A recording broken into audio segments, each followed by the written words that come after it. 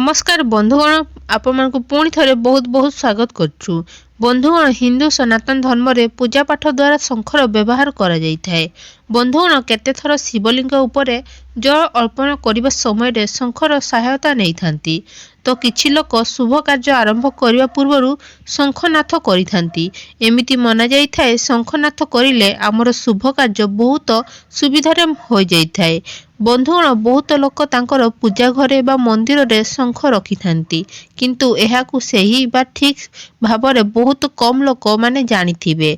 जदि आमे शंख को सही भावरे रखिछंती तो आमको विशेष फल प्राप्ति होई थाए। बंधुगण आज आमे आपनकु एही वीडियो माध्यम रे शंख को केमिति रखिबे एही वीडियो रे बतैयाकु जाउछु ओ एहा परे एही विषय सहित जोड़ी अन्य कथा मध्य कहिबु।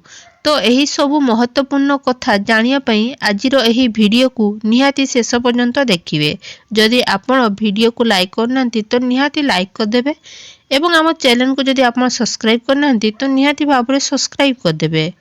बंधुगण शंख रखिबार ठीक नियम आमे आपण को बतैबु। जेतेबेले भी आपण शंखर स्थापना करिवे तो सर्वप्रथम शंख को गंगा जल रे शुद्ध करिवे, कौनसी आसन रे स्थापन करिवे।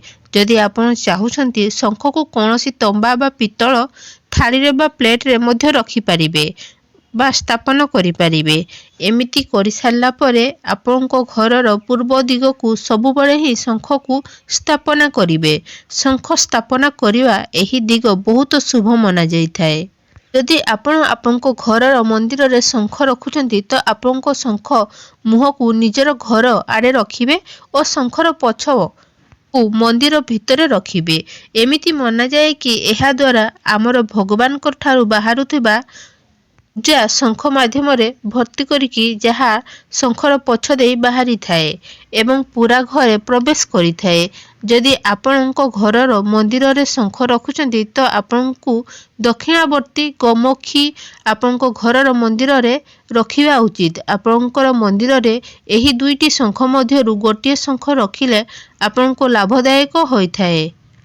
वास्तुशास्त्र अनुसार शंख को दक्षिण व पश्चिम दिगरे मध्य रखिले भी शुभ माना जाय थाए। एही दिगरे शंख रखिले आम घरे सुख शांति रही थाए। जेतेबेले भी आपण शंखर स्थापना करिवे तो कौनसी भी शुभ दिन रे करिवे बा शिवरात्रि दिन करिले आपनको अधिक लाभ मिलिबो। गोटिए कथा मने रखिबे बंधुगण, से आपनको शंख को सबु बळे ही शुद्ध जल रे भर्ती करी रखिबा उचित। घरे केबे भी मोबाइल शंखर स्थापना करिवे नाही। एहा परे आपण घरे शंख रखुछंती तो आपनको जेतेबेले आपण भगवान को पूजा करूछंती तो सेतेबेले शंख को मध्य आपण पूजा करिवे। एहा किछि शंख रखिबार नियम थिला जहा पालन करिले आपणकर मंगल हबो। बंधुगण शंख घरे रखिबा दरकार ना नाही? हाँ बंधुगण, आपण शंख घरे रखि पारिबे। हिंदू सनातन धर्म रे शंख रखिबा पवित्र मना जाय थाए एवं शंख एक पवित्र वस्तु होई थाए। एथिपई बहुत लोक निज घरे शंख रखि थांती। एथिरु सबु बेले आपनको घरे सकारात्मक ऊर्जा रही थाए। घरे केतोटी शंख रखिबे बा घरे केतोटी शंख रखा जाई परिबो।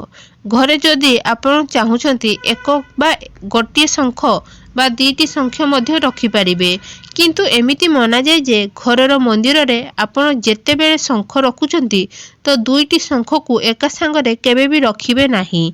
आपण दुईटी शंख को अलगा अलगा जगह रे स्थापन करिवे। घरे दुईटी शंख रखिले कौन होई थाए? आपण चाहुछंती जदि दुईटी शंख रखि पारिबे, एका संगरे रखि पारिबे नाही।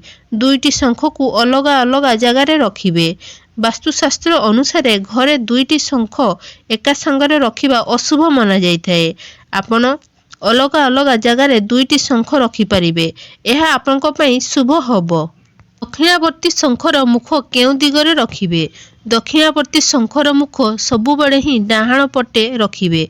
बंधुगण आज आमे आपनकु एही वीडियो माध्यम रे शंखर रखिबार सही दिग बताइलु। बंधुगण आशा करछि आपण मानकु वीडियोटी भलो लागिथिबो।